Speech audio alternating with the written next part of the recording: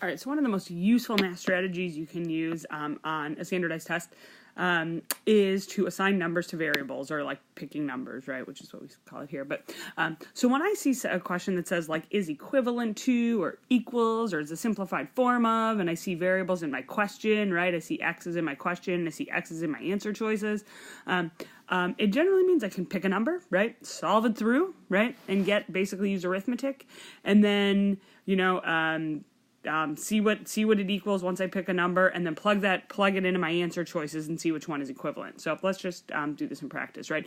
So for this question, I'm going to say x equals 2, and I'm going to say x equals 2, right? Be creative when you pick numbers, because, right, so I'm going to pick x equals 2, right, because integers are easier to deal with in fractions, and I can at least be assured that 2 over 2 is going to give me an integer. So let's see.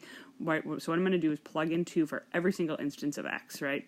Just going to give me 2 over 2 plus 4 times 2 over 2 plus 2, which is going to be 1 plus 8 over 4, which is going to equal 3. So what we're saying is that when x equals 2, this expression equals 3.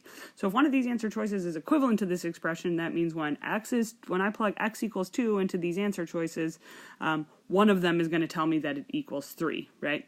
So I'm just going to start with answer choice A and keep going down until I hit 1, right?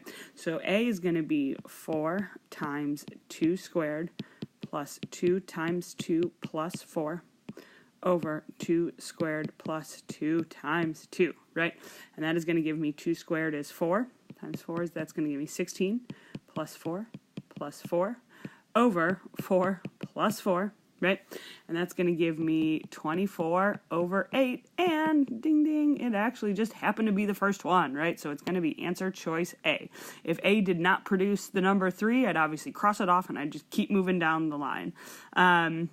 So yeah, answer choice A. So it really doesn't matter what number you pick here. Avoid picking 1 and 0, because obviously 1 and 0 have like odd properties.